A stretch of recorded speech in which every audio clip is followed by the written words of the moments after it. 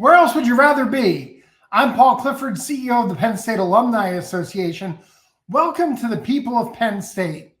Each week on the podcast, you can expect to hear the voices of Penn Staters talking about what they're passionate about, and you can expect to feel the pride and the power of the Penn State network. Today, speaking of power and pride, we are joined today by Lieutenant Colonel Rob Michaels from the class of 2002. He's also a Penn State Dickinson Law class of 2005 and has served in the United States Army Judge Advocate General's Corps since January of 2006. During his time as an Army lawyer, he's served in all military units all over the world. In addition to service in Iraq, Korea, and Europe, he most recently returned to the United States after serving for 2 years as the first ever U.S. Army exchange officer to the Republic of Poland. During that assignment, he was the operational law attorney to the general commander of the Polish Armed Forces, serving in that position when Russia invaded neighboring Ukraine. So a lot of great stories on the horizon from Lieutenant Colonel Rob Michaels. Rob, welcome to the people of Penn State. Oh, it's an honor to be here. Thanks so much for having me. Before we jump into your career, tell everybody how you became a Penn State and Nittany Lion.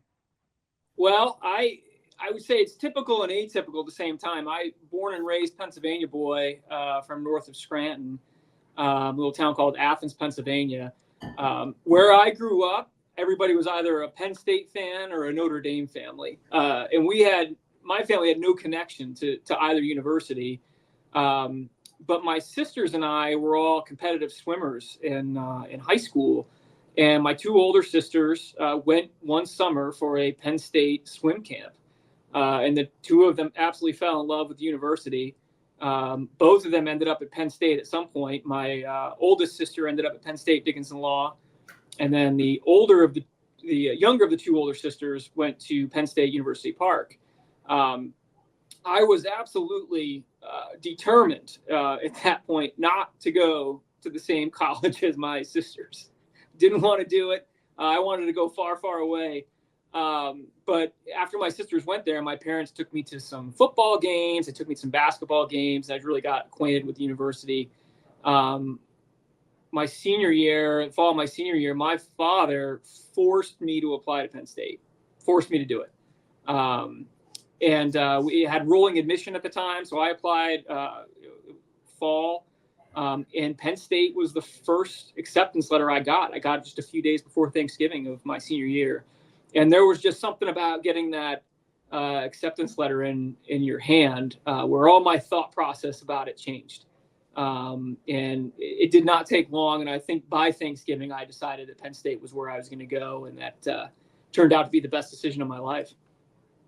So first, let's start off. I'm a Northeastern Pennsylvania guy, too. I grew up in the Hazleton area. We call your area, we call it the Northern Tier up there in Athens. And I guess Sayre, right? Sayre's up there too. Sayre, and then right across the border is Waverly, New York. So I grew up in that little hamlet there. Like I said, all Notre Dame fans or Penn State fans. That was it. So absolutely. So you come to Penn State and were very involved as a student. Kind of walk us through the various activities that you were involved in. Sure. So I'll be honest, I didn't start out being that involved. I was very much, when I came to Penn State, an introverted person. And I will be honest, for that first year or so, I was really intimidated just by the pure size of Penn State. And so I didn't get that involved my first year and a half. But sometime, I think it was in my sophomore year, I just decided that it was time to get out of my comfort zone.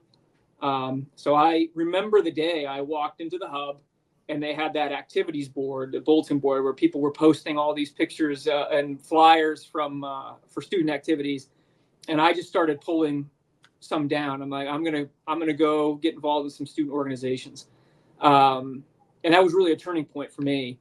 And I remember at the time I was a political science major, was very interested in politics. So a lot of the organizations that I was interested in were political oriented groups.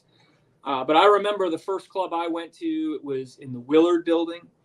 I remember walking in. I remember the people that were in that room, and some of them are still some of my best friends that I've ever had 20 plus years later.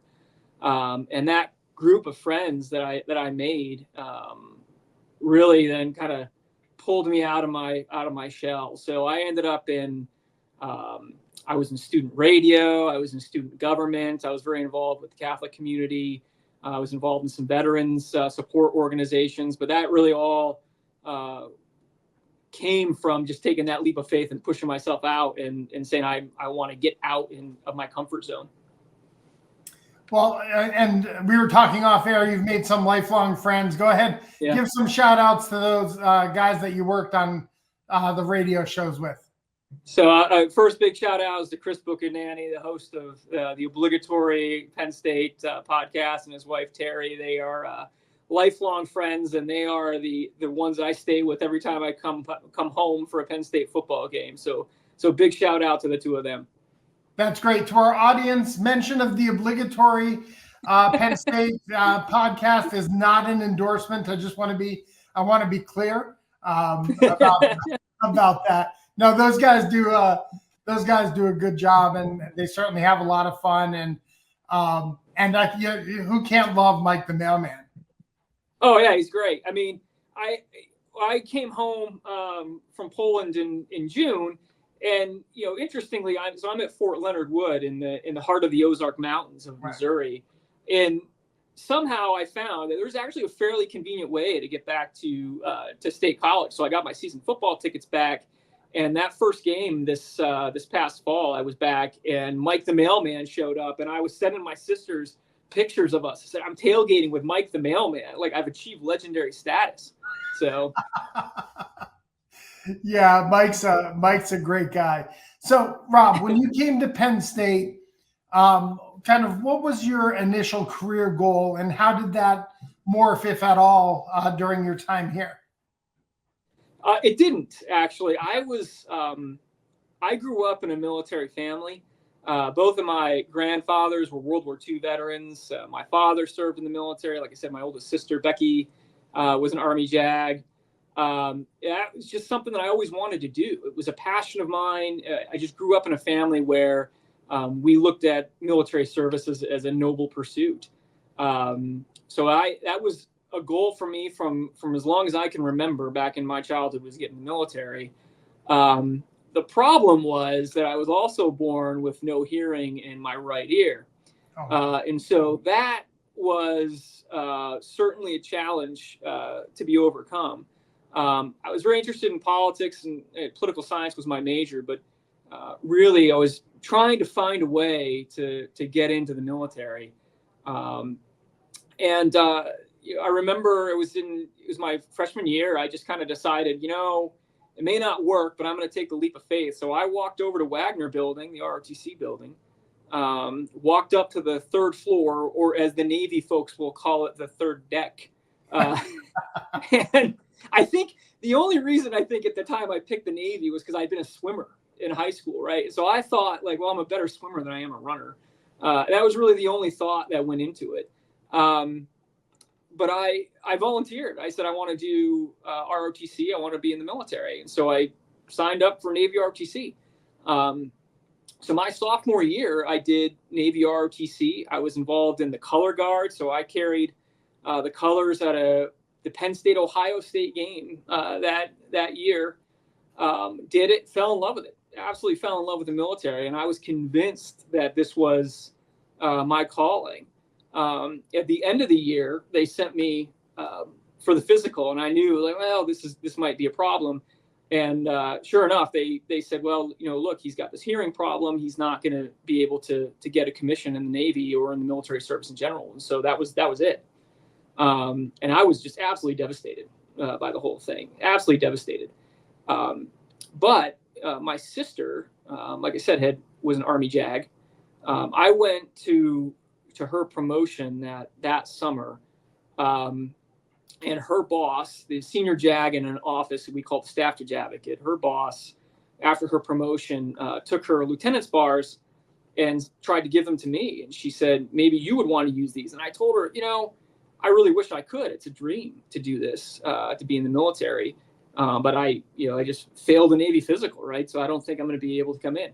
And I will never forget, she said, well, if you go to law school, I think the JAG Corps would probably take you.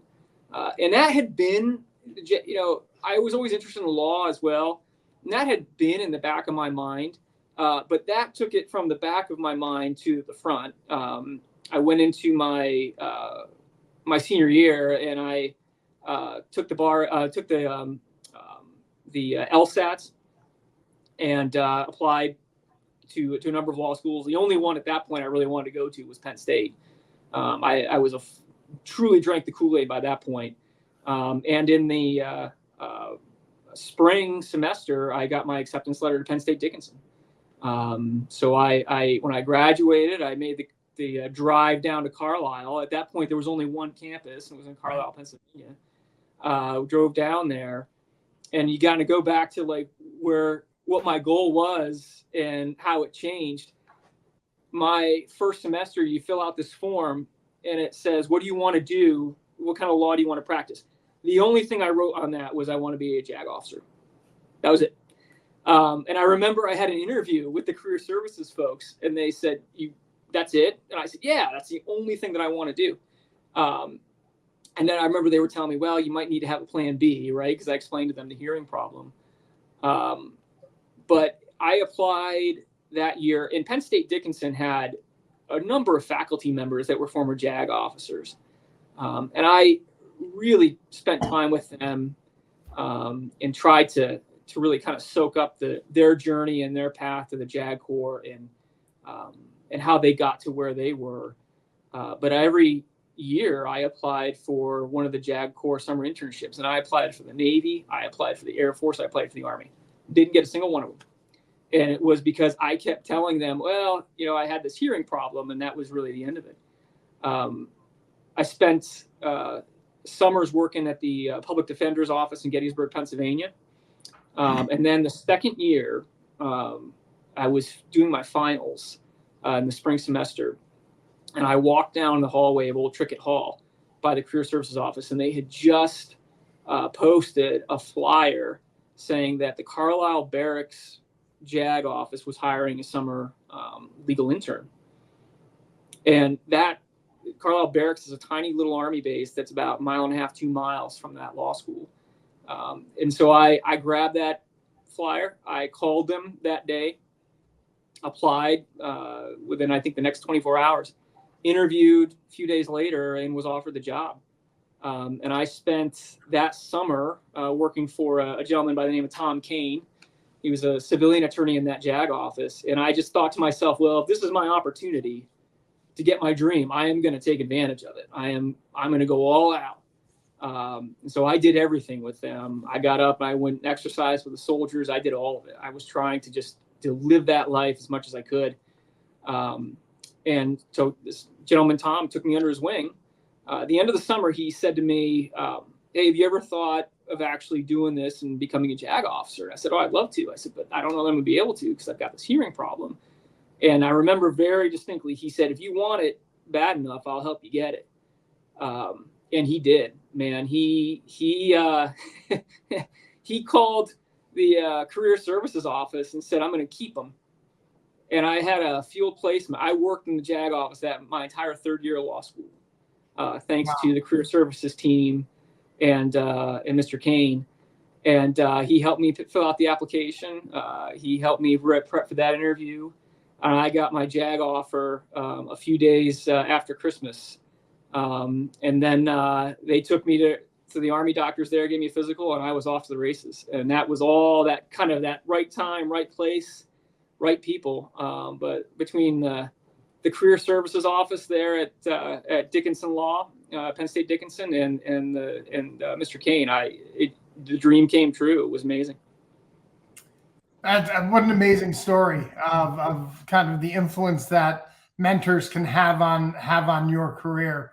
I was going to accuse you of, I didn't realize that you wanted to become a lawyer after you went to ROTC, because I was going to say you go to the Navy deck, right? And I was thinking, is this a guy who wants to be like on A Few Good Men, right? Are you a Lieutenant Kathy? Well, I mean, I'll be honest. You certainly watched the show, right? I mean, that I think is probably the first exposure I ever had to the JAG Corps, right? And every time I've done recruiting, I've done outreach stuff.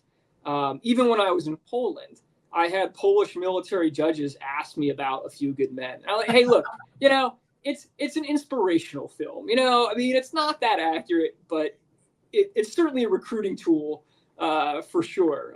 But yeah, I did not have A Few Good Men aspirations when I went up to the third floor or the third deck of Wagner building. So this is the People of Penn State. I'm Paul Clifford. I'm joined today by Lieutenant Colonel Rob Michaels of the U.S. Army JAG Corps. Rob, I'm getting a note here that I need to ask you about your run for student body president. What can you tell us about your attempt to become the student body president here at Penn State?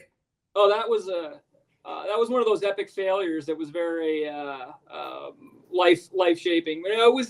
I had this great group of friends that really kind of pulled me out of my shell. So I ran for student body president, and I think out of the 6 candidates, I came in 5th. Right, so it was not close, not by a long shot. But I really met some fantastic people through that experience, and so. Out of that failure came some really great lifelong friends, and I did end up getting involved in student government that year. But I was not a successful nor competitive candidate for student body president. Now, when people think of the JAG Corps, when I think of it, right, I think of either working on a domestic Army base or maybe working in Washington, D.C. and practicing law, but you joined the Army and were almost immediately deployed to Baghdad. What was that like, and kind of what's the role of JAG as part of a forward unit? Yeah, I volunteered. I came in January 2006, and that was really one of the peaks of the war in Iraq. And so I volunteered for a unit that was going to Iraq, the 1st Cavalry Division, based out of Fort Cavazos, Texas. So I graduated from the JAG school in Charlottesville, Virginia, in April. Reported directly down to 1st Cav. And a couple of days later, and I was in Iraq in October, and that was really the time of what we ended up being called the surge, right? The famous surge. So my role, I was brand new to the Army, brand new to the JAG Corps, and so at the very beginning, my role was I was doing legal assistance, which is you're helping soldiers with those life issues, those life legal issues that come up, but you're far away from home, and so you can't deal with things like the child support, child custody, all of those basic legal issues. When the surge happened, that was General Petraeus came over, and we really did a big focus on helping the Iraqis build their legal system. And so somehow this young attorney, myself, who had been a lawyer for less than a year, was working with Iraqi judges, Iraqi military attorneys, and trying to help them build their military justice system. It was a really extraordinary thing. I mean, because I didn't have that much practice time at that point, but it was extraordinary. I mean, we're traveling around Baghdad and meeting with these individuals and helping them build their functioning court system. The role of a military lawyer in a forward deployed unit. I mean, there's a lot of roles that we have. One, operational law attorney. I mean, we advise on the law of armed conflict, international law. We do administrative law. Like I said, we do legal assistance. And in most of these types of environments, we help our partner nations as far as the structure of their legal system. And that's what I ended up doing. So you were deployed with your Penn State roommate. How did that come about? Like in all of the Army, right? How did you all end up in the same place? So that's my second shout out is to Josh Sullivan. I was a senior at Penn State when 9/11 happened.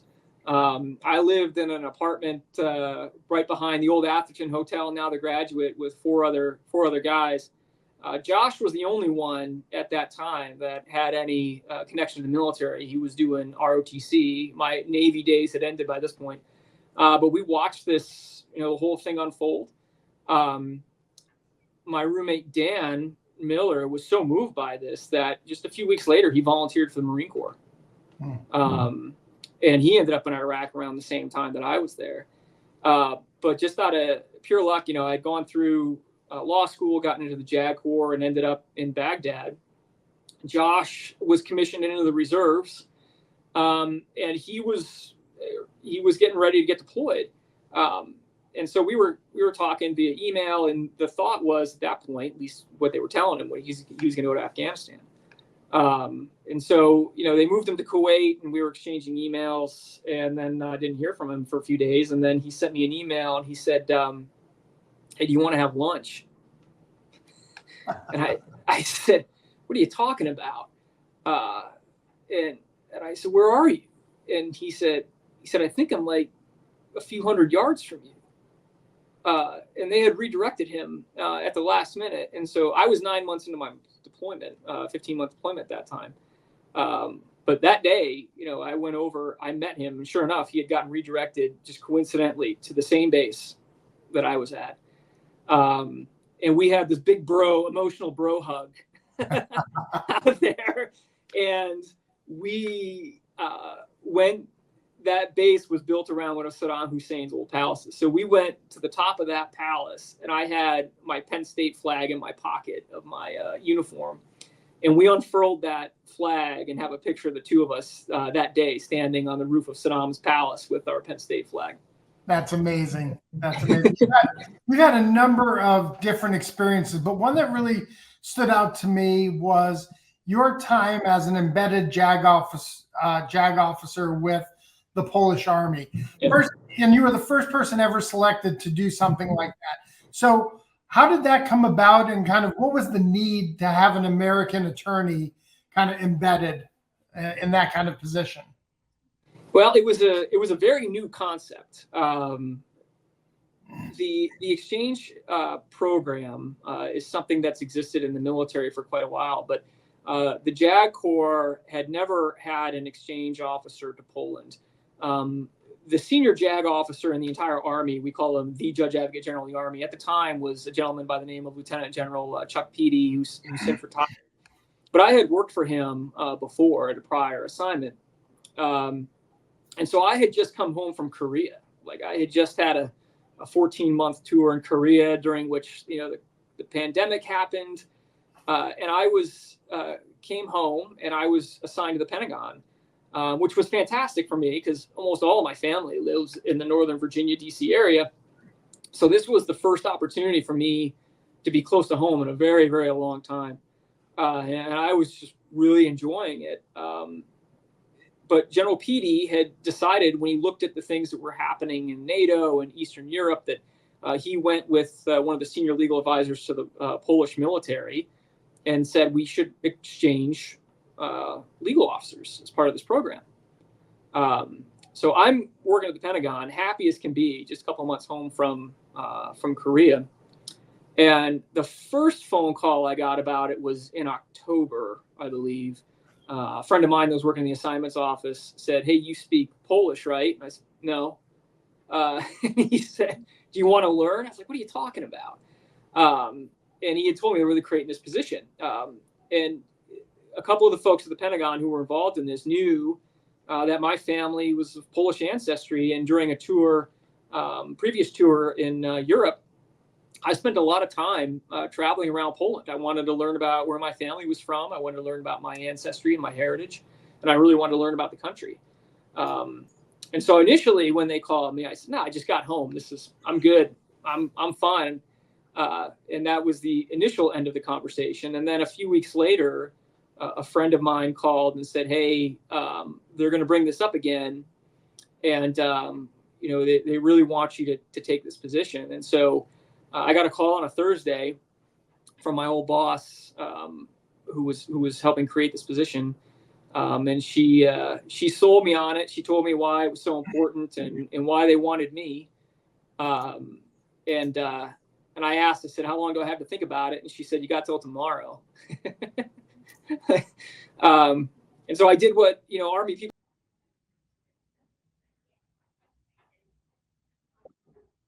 My family, and I was thinking, what do you think? And everybody was saying the same thing. You just got home. But I think I was about 3 miles into that run, and I said, all right, I'm going to do this. This is a once in a lifetime kind of opportunity. So I called the colonel back, said I'm in. By the next week, the assignment had been approved. And then 2 months later, I promoted to lieutenant colonel, and I was pulled from my job at the Pentagon, and I spent the next 6 months learning Polish through the Defense Language Institute and 40 hours a week of intensive Polish language studies. And then I deployed to Poland in August of 2021. So, Rob, in the featured alumni story about you and the Penn State Dickinson law, you talked about where you were when Russia invaded the Ukraine. Tell us about that day, that moment, that experience. Yeah, I mean, that's one you clearly not forget. That morning, I'll be honest, obviously the buildup, it was on the news. Everybody kind of knew, hey, something's brewing next door. And so I had been sleeping with my iPad on. I was streaming, American news. And some point that night when it happened, in my kind of semi-awake status, I knew, all right, well, this is happening. I got up early that morning, and I remember I was in the bathroom, I was shaving, and I had the iPad going. I looked down, and they had a map of where the attacks had happened, and it really dawned on me, like, oh wow, I mean, that's just a couple hundred miles, like that way. So I got up, I was going to work. And as I was going in, I was getting text messages, phone calls from other Army officers saying, hey, our unit's coming over. I had text messages saying, hey, we're already here. And then the legal team at U.S. Army Europe in Germany called and said, hey, we've got to really build the legal authorities and the legal structures for the U.S. Army to be in Poland as part of this deterrence mission. And they had sent a number of these legal documents to my team, my Polish counterparts, and said, well, this is urgent. We need to review this stuff. So I got into the office. By the time I got there with my Polish colleagues, they already had these documents. They were already reviewing them. And I sat down, read through them. And then once we all had read through them individually, I remember we sat and we said, all right, let's do them together now. And we went line by line through these documents and these agreements to see, what disagreements there were between the Polish military perspective and ours, right? And we went through it. And whenever there was an issue, we talked it through. We came to an agreement, and that took quite a while. And when we got through it, I said, I think they want these signed today. And we took them to my first line Polish boss, Colonel Jacek Joba. He looked at them, and then I said, again, I think these need to be signed today. We have U.S. troops en route right now. And he said, all right, let's go. So we walked just a few doors down the hallway into the office of the commanding general, General Jarosław Mika, one of the 2 4-star Polish generals. It was evening at this point. And, little old me, I sat there in General Mika's office, and I explained to him in English, hey, here's what these documents are. Here's what they do. This gives us the ability to work with you on Polish soil. And then my Polish colleagues kind of went through some of the finer details in Polish and briefed him in Polish. And then we got up. General Mika said, just give me a few minutes. And so we got up, walked out of his office, stood outside for a few minutes. And then he came out, had signed them, and handed me the English copy, and he just shook my hand. He said, good luck. And I said, thank you, sir. And then we took those things and we were sending them to all the American commanders, all the Polish commanders. And that was really the beginning of the Polish and U.S. military operating together in response to what happened in Ukraine. Yeah, kind of let us know, what was the environment in Poland, right? It doesn't directly border with Russia, but shares a border with the Ukraine, right? There are, I'm imagining, certainly military concerns of carryover of the of the engagement that's going on there. But also there was a huge influx of refugees. Kind of what were the Polish people thinking about during that time? Well, I think it was really interesting to see it. It was incredibly moving to see it. I mean, Poland as a country, I mean, I joke and how I try to explain this to some of the American commanders that came through and American authorities that if you were to draw up a list of like the worst things that could happen to you as a country, as a people, and you rewind about 120 years of Polish history, I mean, they have checked every one of those things off, right? I mean, they had been invaded multiple times. They ceased to be a country at some point. I mean, they were the victims of genocide. I mean, they were enslaved. I mean, they were used for forced labor. And then they were subject to, forced a communist system on them. And what was really amazing, I think, is that Poland, more than any country I've been to, served in, remembers their history, I think, better than anybody. And so the reaction from the Polish people was this extraordinary resilience that you saw. I mean, it was really unbelievable. I mean, there were veterans that had been through World War II that, man, if they could get a rifle and a uniform, they would, they fought for their country in 44, man, they would do it again. It was extraordinary to see. And the refugees that were coming in were, I mean, they were being welcomed into homes, into the communities. I mean, it was an extraordinary thing to see. And what was really impressive to me as an American officer was the impact that we had as Americans when we showed up, and we were the first ones there. And I mean, there was this kind of all right, they're standing with us type moment that, I mean, I had walking around Warsaw. I mean, you had, elderly folks coming up and getting pictures with you, kids coming up pointing at the American flag on your shoulder. And I was keeping extra American flag patches in my pockets to give out to the little kids when they came and they walked up to me. It was, I think, one of the most resilient responses I've ever seen. And it was really inspiring to see. This is the People of Penn State. I'm Paul Clifford. I'm joined today by Lieutenant Colonel Rob Michaels of the U.S. Army JAG Corps. Well, Rob, at the end of each podcast, we like to have a little bit of fun with some quick hitter questions. So I'm going to throw some at you if you're all right. Yeah, absolutely. All right. You've done 4 overseas assignments, right? What's the first thing you do when you get back to the U.S.? So I don't think that we realize as East Coasters how solid our like hoagie / sub game is.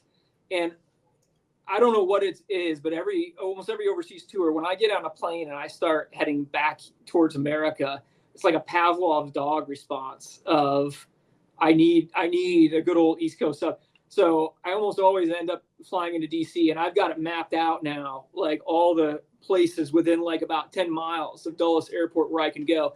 And it doesn't matter if like my family's saying, oh, we got dinner waiting for you, whatever. I will get in my rental car. I will go to the sub shop, and I'll sit in my car and eat myself a big Italian hoagie. And there's something about the taste of it and the smell of it, where just every time it clicks in my mind, like, okay, you're home. Like, you're back, you're home, this is your moment. So.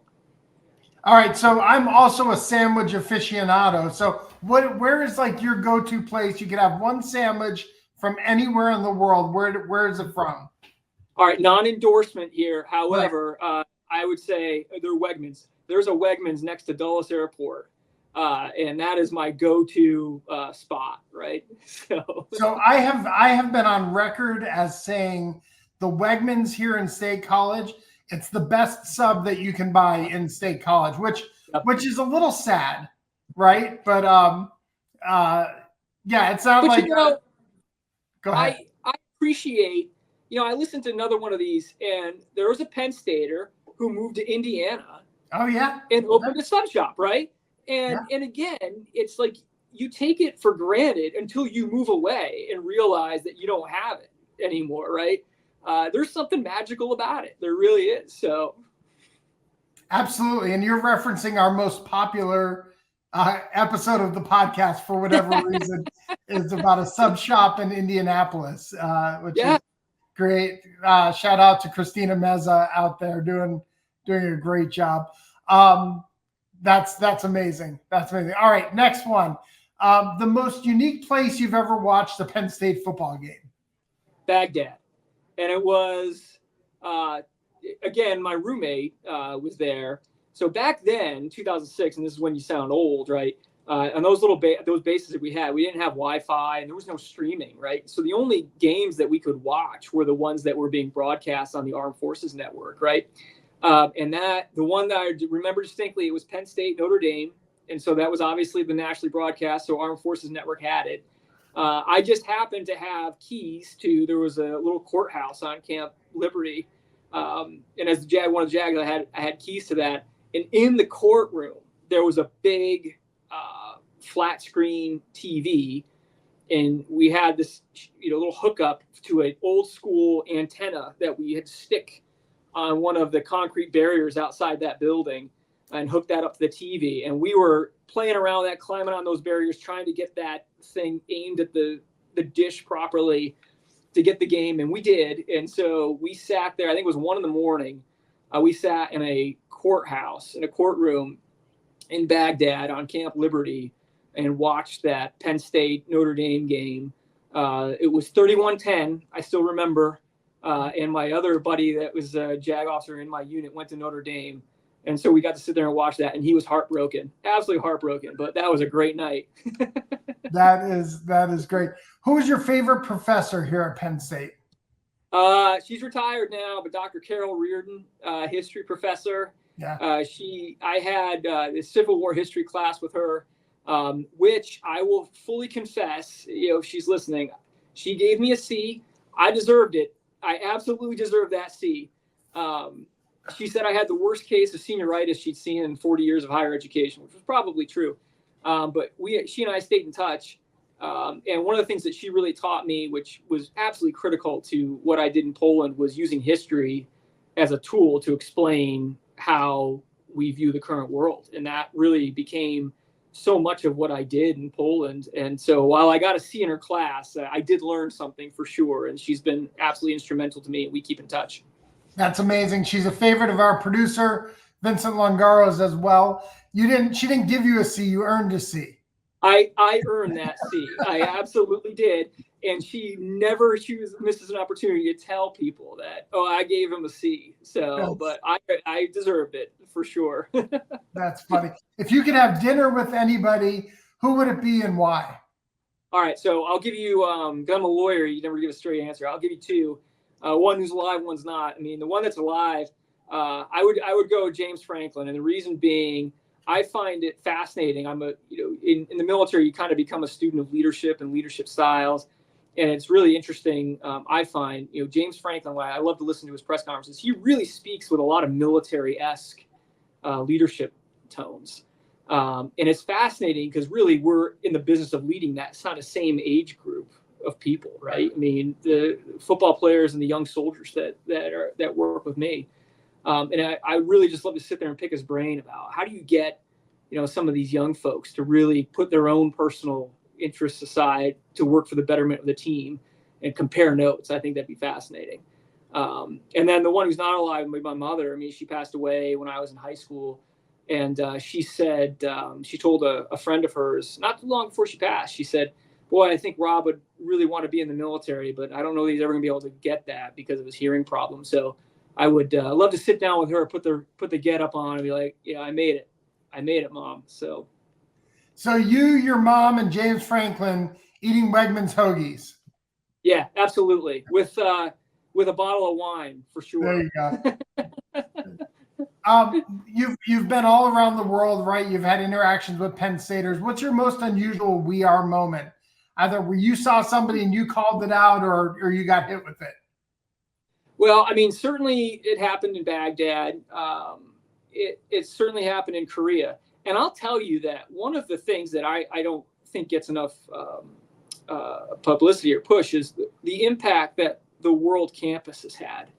That is a very popular thing amongst service members. You can't go to really any military base around the world where they have these education centers and there's brochures and pamphlets for the Penn State World Campus. So I would challenge you to say that, if you walked around on pretty much any American military base and you've got something Penn State on, you're going to get a "we are," because those soldiers are using that GI Bill, and they'll come up and they'll say, "Hey, I'm enrolled in Penn State, too. I'm studying this. Did you go to Penn State?" Yeah. So that's been really, really cool. But yeah, I mean, I've had them "we are's" in Korea, Baghdad, Poland, all over. Yeah. That's great. What is your favorite Penn State sport? Well, football, but I will say a close second is women's volleyball. I mean, I went in the era of Russ Rose, and I think we won like 185 games in a row or something like that, right?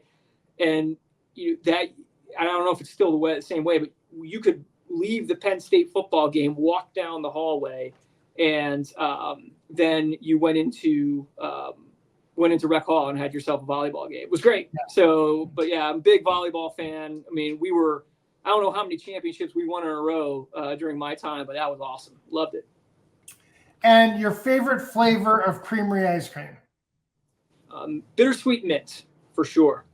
That is a popular choice here on the People of Penn State. Well, Rob, we want to thank you for joining us on the People of Penn State podcast. We want to thank you for your service to our country. We really appreciate you joining us and allowing us to pass your story on to fellow Penn Staters.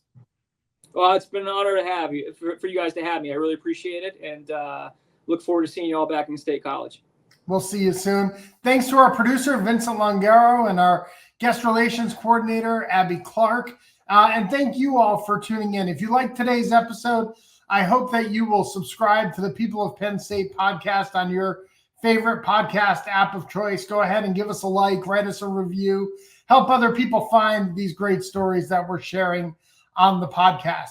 If you're a member of the Penn State Alumni Association, thank you for your support. And if you're not yet a member, what are you waiting for? Go to our website at alumni.psu.edu, and you too can become a member of the world's largest alumni association. Thanks again for listening and for all you do for the university, for the glory, and for the future. We are